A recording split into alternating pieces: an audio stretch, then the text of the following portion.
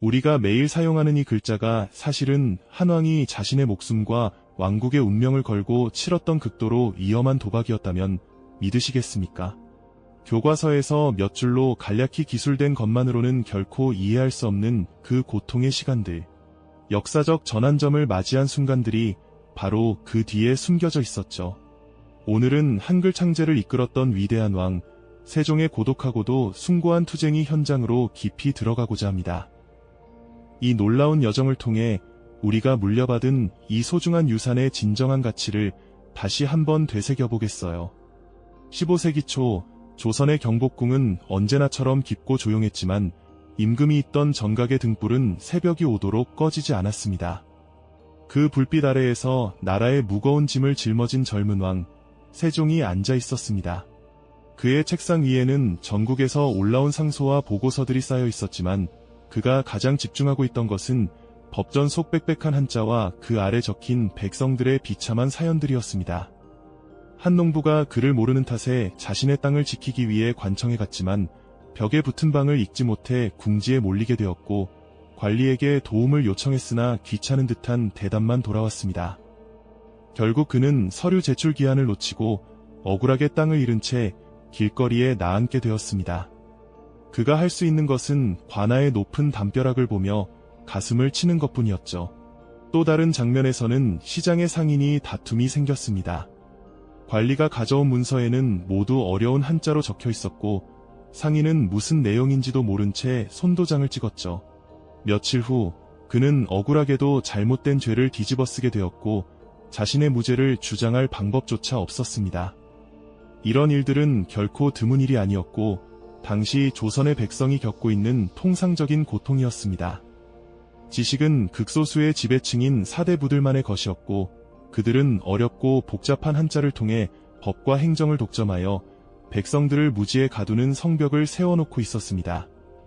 세종은 바로 이 문제에 깊은 고민에 빠졌습니다. 그는 밤늦도록 책을 읽으며 성찰에 잠겼고 창밖의 초가집 지붕을 바라보며 그 안에 살고 있는 이들의 고통을 자신의 것처럼 느꼈습니다.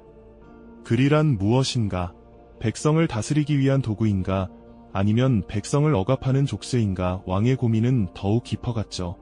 좋은 법과 정책을 만들어도 실제로 그 혜택을 받아야 할 백성들이 그를 몰라 아무것도 알지 못한다면 그 모든 것이 무의미해질 뿐이었습니다. 그는 소통의 부재가 얼마나 끔찍한 비극을 초래하는지를 똑똑히 알고 있었습니다. 왕의 뜻은 백성에게 닿지 않았고 백성의 목소리는 왕에게 전달되지 않았습니다. 그 사이에는 그를 아는 관리들과 양반들만이 존재하며 그들의 해석으로 모든 것이 좌우되는 상황이 계속되고 있었던 것입니다. 어느 날 세종은 신하들을 모은 자리에서 조심스럽게 입을 열었습니다. 백성들이 그를 모르고 겪는 고통에 대해 이야기하며 누구나 쉽게 배울 수 있는 새로운 글자의 필요성을 암시했죠. 그 순간 회의실의 공기는 미묘하게 차가워졌습니다. 신하들은 서로의 눈치를 살피기만 했고 아무도 왕의 말에 동조하지 않았습니다. 그들의 침묵 속에는 불편한 기색이 가득했죠. 이는 앞으로 일어날 큰 저항의 작은 전조일 뿐이었습니다. 왕의 마음속에서는 이미 큰 불꽃이 타오르고 있었습니다. 백성에게 그들의 목소리를 되찾아줘야 한다는 절박한 사명감이 있었던 것이죠. 한글 창제의 씨앗은 바로 이렇게 백성의 고통을 자신의 아픔으로 받아들였던 한왕의 깊은 고민 속에서 조용히 싹트고 있던 것입니다. 왕의 결심이 굳어질수록 반대의 목소리는 더욱 거세졌습니다. 그 저항의 선봉에 서 있던 인물은 지편전의 수장인 부제학 최만리였습니다. 그는 최고의 성리학자이자 보수적인 사대부를 상징하는 인물이었죠. 어느 날 밤 최만리는 자신의 서재에서 붓을 들었습니다.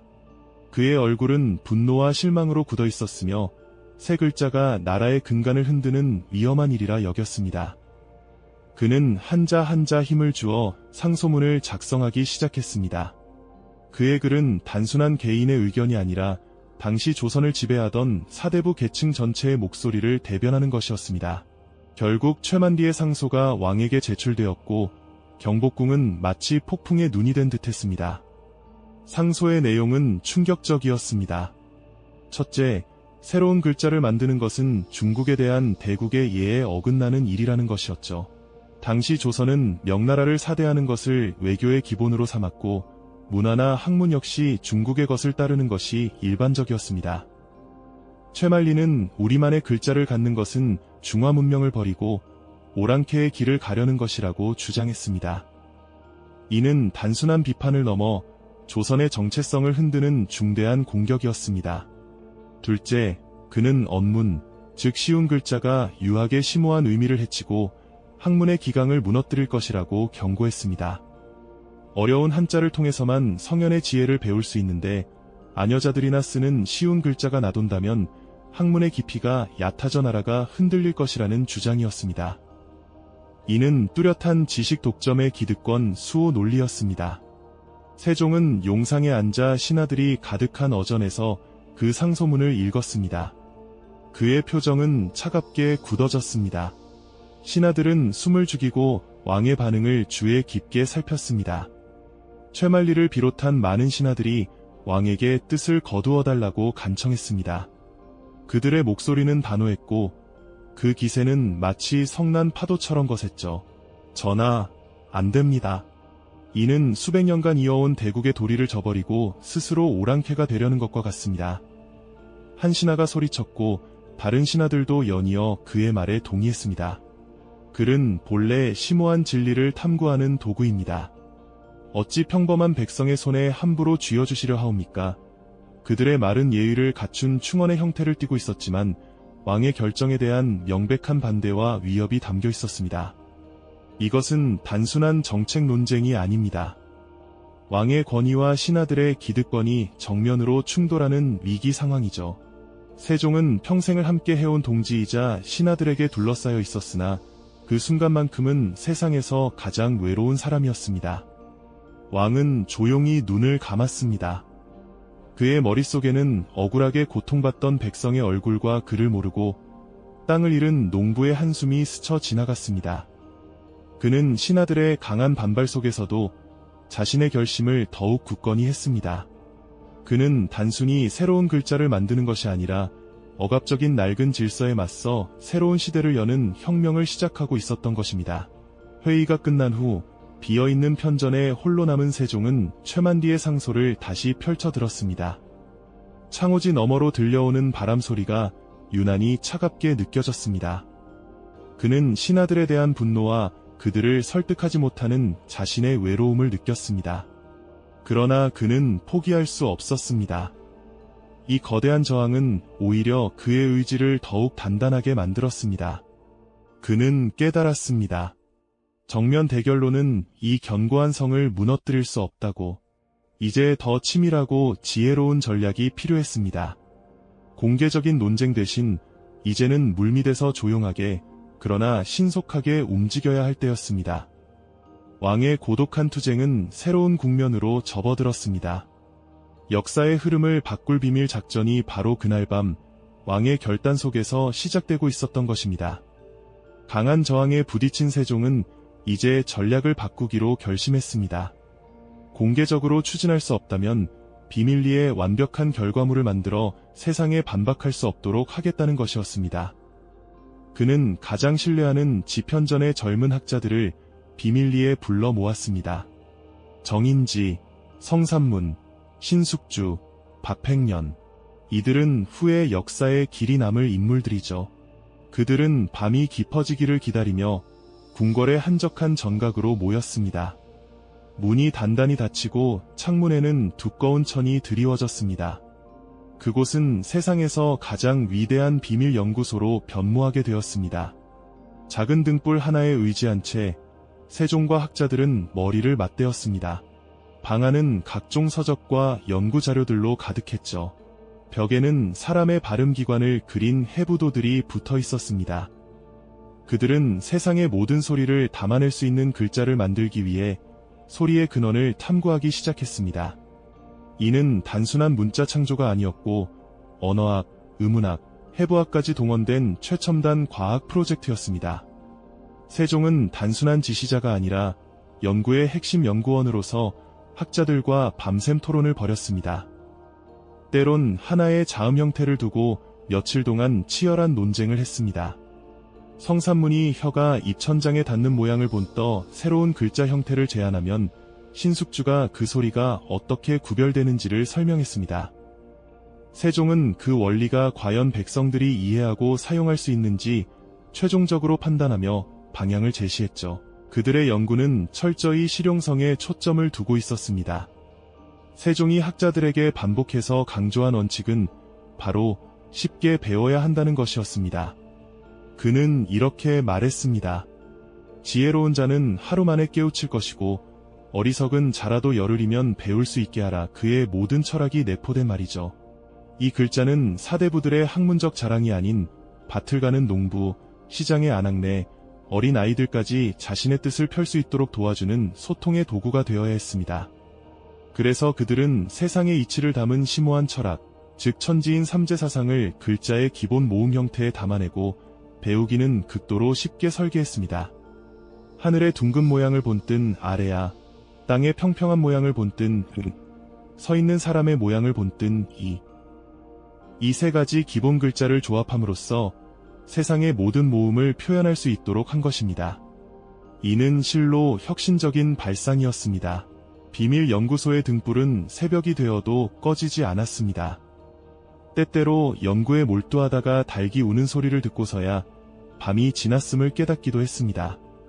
왕의 건강을 염려한 신하들이 쉬시기를 권했지만 세종은 결코 펜을 놓지 않았습니다. 그의 눈은 잦은 밤샘으로 붉게 충혈되었고 몸은 눈에 띄게 쇠약해졌지만 백성을 향한 그의 열정은 식지 않았습니다. 그는 새로운 글자가 완성되는 과정을 보며 깊은 어둠 속에서 한 줄기 빛을 발견하는 듯한 희망을 품었을 겁니다. 궁궐 밖에서는 여전히 최만리와 많은 신하들이 왕의 위험한 생각을 저지하기 위해 분주히 움직이고 있었습니다. 그들의 감시망을 뚫고 위대한 창조 작업은 조심스럽게 진행되고 있었습니다. 그렇게 어둠 속에서 온 백성을 비출 소중한 글자들이 하나씩 정교한 지혜와 뜨거운 열정으로 태어나고 있었습니다. 수년간의 고독한 연구가 마침내 결실을 맺을 날이 다가오고 있었습니다. 1443년 겨울, 세종은 자신이 만든 28개의 글자를 최종적으로 완성한 것이죠. 칠흑 같은 어둠 속에서 한 줄기 빛을 창조한 기분이 이러했을 것입니다. 그는 완성된 글자들을 가만히 내려다보았습니다. 그 하나하나에는 백성의 눈물을 닦아주고자 했던 왕의 절절한 마음과 혁명가로서 새로운 세상을 열고자 했던 뜨거운 열정이 담겨 있었습니다. 더 이상 숨길 이유는 없었습니다. 위대한 발명품을 세상에 공개하고 그 가치를 증명해야 할 때가 온 것이죠. 그는 이 글자의 이름과 창제 원리를 담은 책, 훈민정음 해례본이 완성을 명하며 역사의 흐름을 바꿀 마지막 준비를 시작했습니다. 마침내 1446년 운명의 날에 훈민정음이 공식적으로 반포되었습니다. 경복궁의 분위기는 그 어느 때보다도 무겁고 긴장감이 감돌았죠. 왕의 명으로 소집된 신료들은 어두운 표정으로 근정전들의 도열에 있었습니다. 그들은 왕이 마침내 그 위험한 글자를 세상에 내놓으려 한다는 것을 직감하고 있었고, 최만리를 비롯한 반대파 신료들의 눈빛에는 여전히 비판의 날카로움이 감돌고 있었습니다. 그들은 마지막까지 왕의 결정을 되돌리려 애썼지만 세종의 의지는 바위처럼 단단했습니다. 왕은 흔들림 없는 목소리로 훈민정음의 반포를 선언했습니다. 그의 목소리는 낮고 조용했지만 그 안에 담긴 힘은 천둥처럼 강력하여 온 조정을 뒤흔들었습니다. 그는 훈민정음 서문을 직접 낭독하기 시작했습니다. 나란말삼이 둥기게 달아 문자와로 서르 삼았디 아니할세. 나라의 말이 중국과 다르니 한자와는 서로 통하지 않는다. 이 첫 문장이 울려 퍼지는 순간 신하들 사이에서는 낮은 탄식이 터져 나왔습니다. 이 말은 왕이 중국 중심의 세계관, 즉 중화 질서의 정면으로 도전장을 내민 것과 같았습니다. 세종의 목소리는 계속 이어졌습니다. 이런 전차로 어린 백성이 니르고저 홀태이셔도 마침내 제 뜻을 실어 펴디 못할 놈이 아니라 이로 인해 어리석은 백성이 말하고자 하는 바가 있어도 마침내 제 뜻을 펼지 못하는 사람이 많다. 이 구절에 이르렀을 때 세종의 목소리는 미세하게 떨리고 있었습니다. 그의 눈앞에는 그를 몰라 억울하게 죽어간 백성의 얼굴들이 스쳐 지나갔을 것입니다. 내 일을 위하여 어여삐 어겨 새로 28자를 맹가노니 사람마다 헤어 수빈 이겨 날로 숨에 뻔한키 하고자 할 따름이니라. 이를 위해 가엾게 여기며 새로 28글자를 만들었으니 사람마다 쉽게 익혀 날마다 편하게 쓰게 하고자 하는 것이다. 이 마지막 문장이 선포되었을 때 근정전하는 완전한 침묵으로 묶였습니다. 신하들은 충격과 경악, 그리고 알 수 없는 거대한 감동 앞에서 아무런 말도 할 수 없었습니다. 왕의 진심이 그가 왜 목숨을 걸고 이 일을 추진해야만 했는지가 짧은 글 안에 명확히 담겨 있었기 때문입니다. 단순한 정책 발표가 아니라 백성을 향한 한 위대한 군주의 뜨거운 연서이자 새로운 시대를 여는 장엄한 선언이었습니다. 반대를 외치던 최만리조차 그 순간에는 고개를 숙인 채 아무 말도 하지 못했다고 전해집니다. 왕의 진심이 그들의 경직된 마음을 조금이나마 움직였던 것이죠. 훈민정음 반포의 소식은 빠르게 궁궐 담장을 넘어 한양 전역으로 그리고 전국으로 퍼져나갔습니다. 백성들의 반응은 처음에는 어리둥절함 그 자체였습니다. 평생 글자는 양반들이나 사용하는 어려운 것이라 생각해왔기에 임금님이 직접 백성을 위해 쉬운 글자를 만들었다는 사실을 믿기 힘들었던 것입니다. 저작거리의 주막에서는 사람들이 모여 이 놀라운 소식에 대해 이야기를 나누었습니다. 우리 같은 상놈들도 글을 배울 수 있게 됐다니 진짜인가? 한 장사치가 막걸리 잔을 내려놓으며 물으면 옆에 늙은 농부가 고개를 끄덕였습니다. 임금님께서 직접 만드셨다지. 열흘이면 다 배운다던데. 그들의 얼굴에는 반신반의하는 표정과 함께 작은 희망의 빛이 감돌고 있었습니다. 곧이어 관아의 게시판과 길목마다 훈민정음으로 쓴 방이 나붙기 시작했습니다. 처음 보는 기호들이었지만 그 모양은 놀라울 정도로 간단하고 직관적이었습니다. 아이들은 마치 새로운 놀이처럼 흙바닥에 나뭇가지로 기역, 니은, 디귿을 따라 그리며 놀았고 글자를 전혀 모르던 아낙네들은 장터에서 얻은 훈민정음 해설서를 보며 모여 앉아 서로의 입모양을 흉내내며 열을 읽기 시작했습니다. 처음으로 자신의 이름을 종이에 써본 한 어머니는 감격에 젖어 눈물을 흘렸고 수십 년간 간직해왔던 마음을 처음으로 편지에 적어 멀리 있는 가족에게 보낼 수 있게 된 이들은 기쁨을 감추지 못했습니다. 이는 단순한 지식의 습득이 아니라 생애 최초로 자신의 목소리를 갖게 된 이들의 환희이자 억압받던 영혼이 해방되는 순간이었습니다. 하지만 모든 일이 순조롭게 진행되지는 않았습니다. 사대부들의 저항은 여전히 강력했습니다. 그들은 훈민정음을 언문, 즉 천한 글자라고 폄하하며 무시했습니다. 공식적인 문서에서는 여전히 한자만 고집하며 자신의 자녀에게 훈민정음을 가르치는 것조차 꺼려했습니다. 그들에게 훈민정음의 확산은 자신들이 독점해온 지식 권력이 무너지는 것을 의미했기 때문입니다. 그들은 지식의 권위를 지키기 위해 보이지 않는 곳에서 훈민정음의 가치를 깎아내리기 위해 애썼습니다. 이는 세종에게 또 다른 과제를 안겼습니다. 글자를 만드는 것만큼이나 그것을 백성의 삶 속에 뿌리내리게 하는 것이 중요하다는 것을 깨달은 것이죠. 세종은 여기서 멈추지 않았습니다. 그는 훈민정음의 가치를 몸소 증명하고 그 쓰임새를 널리 퍼뜨리기 위한 후속 작업에 더욱 박차를 가했습니다. 그는 지편전 학자들에게 훈민정음으로 쓴 최초의 공식 문헌인 용비어 천가를 짓게 했습니다. 조선 건국의 정당성과 조상의 위협을 아름다운 우리말로 노래한 이 책은 훈민정음이 결코 천한 글자가 아니라 나라의 역사를 기록할 만큼 위엄있고 훌륭한 문자임을 증명하는 강력한 증거가 되었습니다. 또한 석가모니의 일대기를 기록한 석보상절과 부처의 공덕을 칭송한 월인 천강지곡을 직접 짓는 등 불교 경전의 언해 작업을 적극적으로 추진했습니다. 이는 한자에 익숙하지 않은 부녀자들과 백성들이 불교의 가르침을 쉽게 이해하도록 돕는 동시에 훈민정음의 실용성을 널리 알리는 효과적인 방법이었습니다. 뿐만 아니라 세종은 훈민정음이 과거 시험의 항목으로 포함되는 파격적인 조치를 고려하기도 했습니다.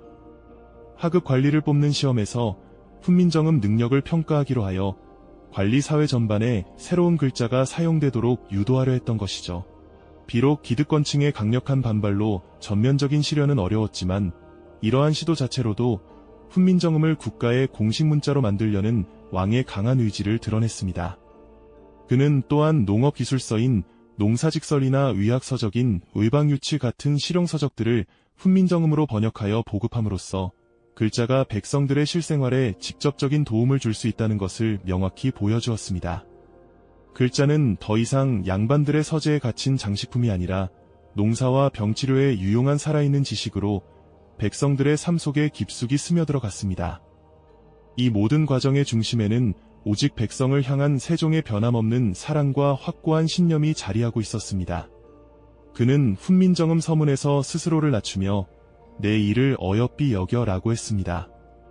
여기서 어여쁘다는 지금의 예쁘다가 아닌 가엾고 불쌍하다는 의미였습니다.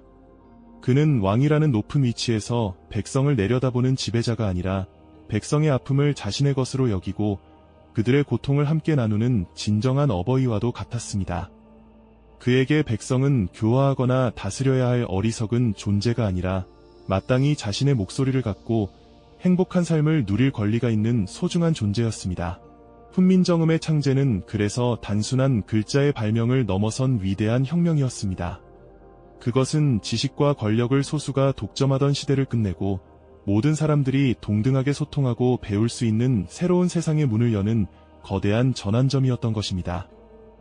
왕의 목숨과 나라의 운명을 건 위험한 도박은 결국 백성을 향한 무한한 사랑과 지혜라는 가장 강력한 힘으로 승리할 수 있었습니다. 세종이 심은 위대한 씨앗은 수백 년의 시간을 거쳐 끈질기게 살아남아 마침내 대한민국이라는 거대한 숲을 이루었습니다. 우리가 지금 자유롭게 책을 읽고 인터넷에 글을 쓰며 우리의 생각과 감정을 마음껏 표현할 수 있는 것은 모두 600년 전 낡은 질서에 맞서 싸웠던 위대한 왕의 외로운 투쟁 덕분입니다. 그의 굳건한 신념이 없었다면 우리는 여전히 소통의 장벽에 갇혀 있었을지도 모릅니다. 만약 당신이 그 시대에 살았던 백성 중 한 명이었다면 난생 처음 내 손으로 내 이름을 썼던 그 순간 어떤 감정을 느꼈을까요? 오늘 이야기가 마음에 드셨다면 구독과 좋아요를 눌러 지식의 숲을 가꾸는 데 함께 해주세요. 다음 시간에는 한글이 현대 IT 시대에 어떻게 세계에서 가장 과학적인 문자로 재평가받게 되었는지 그 놀라운 비밀을 파헤쳐 보겠습니다.